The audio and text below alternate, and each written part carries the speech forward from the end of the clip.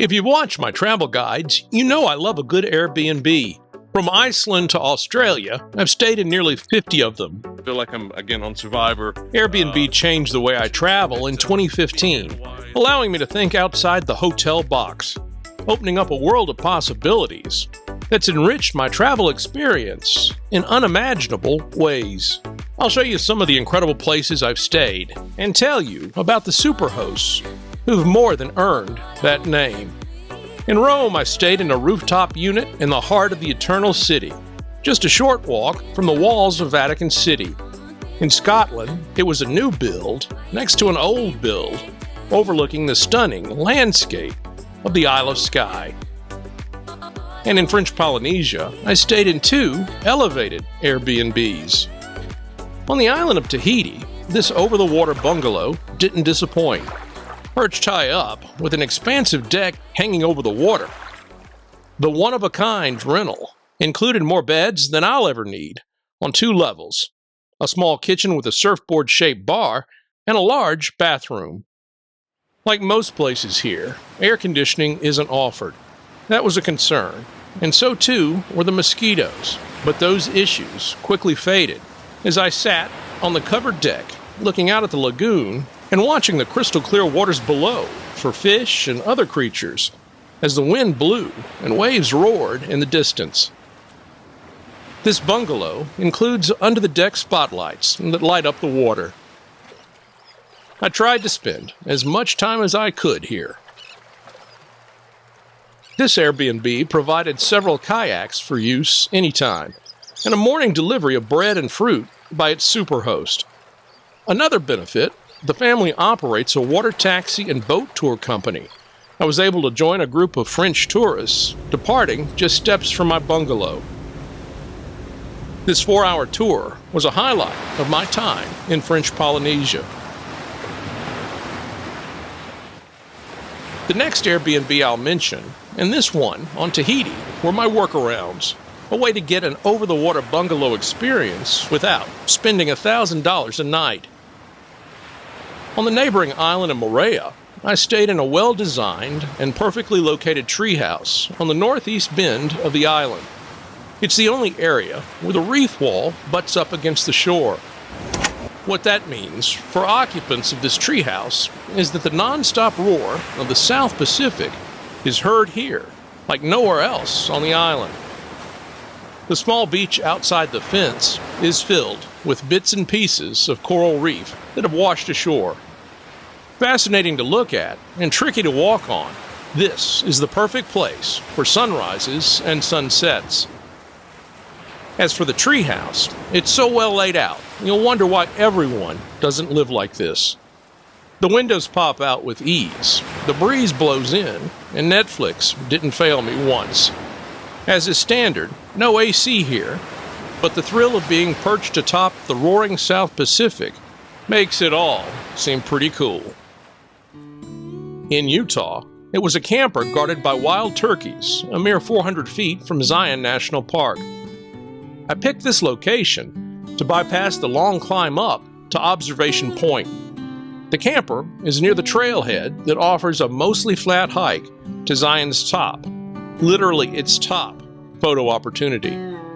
I arrived refreshed and more than happy for everyone to think I made the hours-long hike up, too. In Hawaii, superhosts really earned their titles.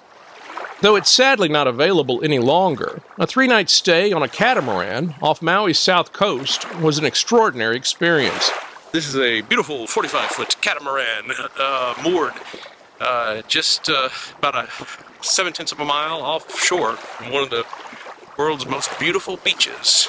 Rocked to sleep by waves, awakened by outrigger canoes, and served a delicious breakfast by the friendly captain, this fantastic stay required a paddle to and from the catamaran.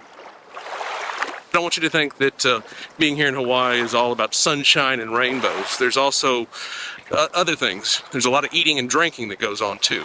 After this experience, searching for boat stays on Airbnb almost became an obsession. On the Big Island, a stay in a pool house south of Hilo was an incredible experience I couldn't have had without gracious superhosts. A short hike through the adjacent jungle brought me to a secluded waterfront spot that left me feeling like I was the only person on the island. This is where I am. I feel like I'm, again, on Survivor, but the ocean is out there, so let's go take a look. Years later, it's still my favorite place on the Big Island. My superhosts, a couple with prior hotel experience, took me to a legendary social gathering that I wouldn't have known about, much less visited, without them.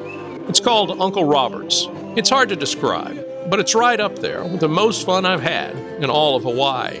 Set in the lava flow zone, an area covered by the hot stuff back in the day, this makeshift complex hosts a night market, live music, delicious food, an exceptionally large bar, and odds and ends to buy. But its main feature is friendly, welcoming people, just enjoying a midweek break together.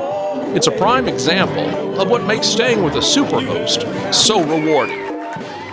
In Amsterdam, there were lots of great choices, but I chose a small, one-bedroom, one-bath that had a big view of the canal and the bustling city. Just across the canal is a coffee shop. In Amsterdam, coffee isn't what they're known for. Near a subway station, and right across from the central train station, it couldn't have been better situated. Its hard-to-miss door, on one of Amsterdam's main streets, opens to the steepest stairs I've ever encountered. So you just put one foot in front of the other.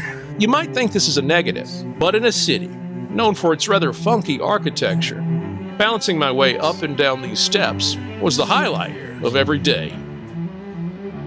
Tight space, big view, and in the heart of it all. Yes, I would happily stay here again. In Orlando, I've stayed 3 times in the city's best Airbnb. I often take a positioning flight to Orlando's airport for a later flight to Europe. A day or 2 layover at the Bamboo Oasis makes the connecting journey a real joy. There are several rooms to choose from in this completely modernized 1950s home. Each room has its own private bathroom. Located near downtown, you'll have access to a pool and jacuzzi and an outdoor pavilion. It's a popular place to stay in the amusement park capital of the world. So, plan ahead. In Sydney, Australia, I knew just where I wanted to be. No stranger to the hit show Bondi Rescue, I wanted this world-famous beach to be my neighborhood, not just a tourist attraction. Lucky for me, there was a highly rated place available on Ben Buckler Point, just steps away from Bondi. This unit came with a prized washing machine, plus milk, cheese, eggs, and a low price that easily beat hotels and other Airbnbs. Ben Buckler Point forms the northern tip of the Bondi Horseshoe. A short walk from the Airbnb toward the open ocean brings you to Sam Fisman Park, a lookout on the rocky bluff offering spectacular views of Bondi Beach and close-up views of surfers riding big waves near big rocks. In London, I stayed in a riverside flat with a welcoming couple in Bermondsey. I had my own room, but we shared the large balcony that provided spectacular views of the British capital. In Cornwall, in the town of Penzance, a clawfoot tub was the ideal way to relax, in a bedroom supported by beams reclaimed from a ship. In New Orleans, a penthouse apartment offered spectacular views of the Crescent City skyline, its streetcars, and world-famous Bourbon Street. And it came with a stripper pole. While in Las Vegas, an off-strip, high-rise condo provided a spectacular view of the entire strip. On the Mediterranean island of Mallorca, I stayed in 2 Airbnbs. The first, in Alcadia, was located in the curve of the beach as it bends around to meet the marina. The 2-bedroom unit, overlooking the beach and the marina, was a short walk away from the Alcadia sign.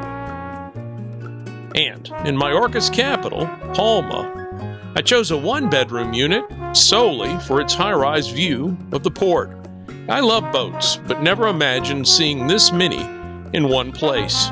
It's a massive harbor, packed with super yachts from all over the world. The mile or two walk to the city center, past these beautiful boats, was a great way to start and end the day. Choosing the best place to stay in Honolulu really depends on preferences. Mainly, you'll want to stay near your favorite part of Waikiki Beach.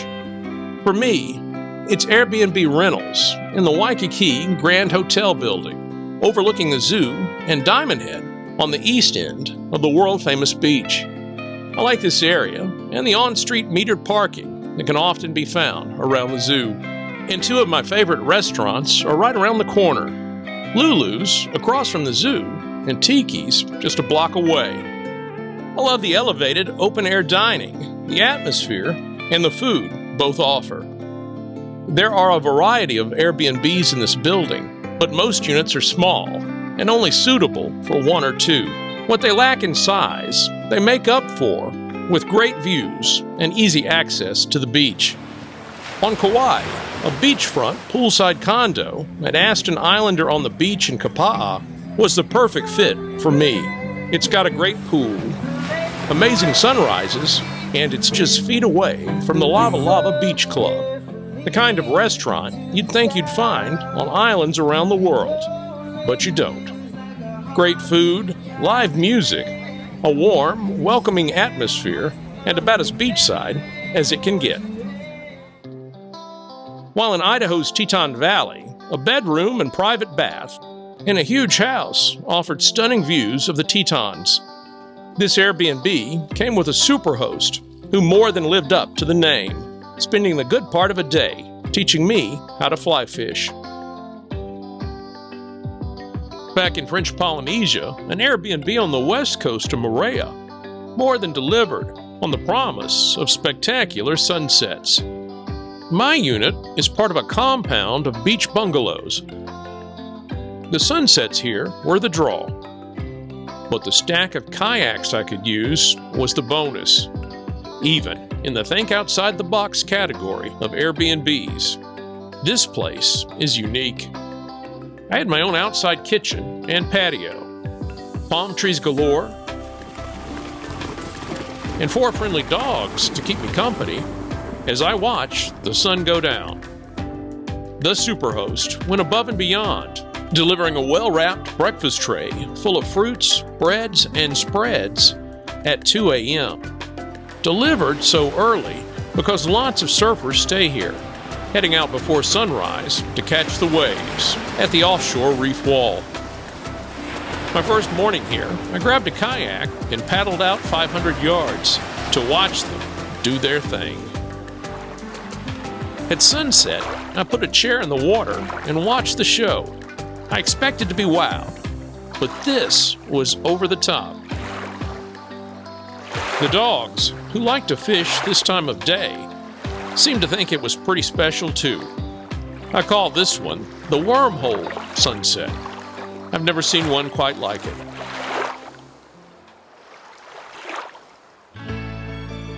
These are a few of my favorite Airbnbs. I hope this guide helps as you plan your next trip. I obsessively read every review of the places I'm considering, and almost always stay in properties listed by superhosts, people who've received high ratings for the exceptional service they provide. All the Airbnbs mentioned here are listed in the video description. Some are no longer available, but together they'll give you a good idea of the diverse stays available at Airbnbs around the world. If you like this video, subscribe to my channel, Newsocracy, for more like it. There you'll find guides that focus on many of the places mentioned here: French Polynesia, Hawaii, Sydney, London, Cornwall, and more. As always, thanks for watching. I'm Jim Albritton.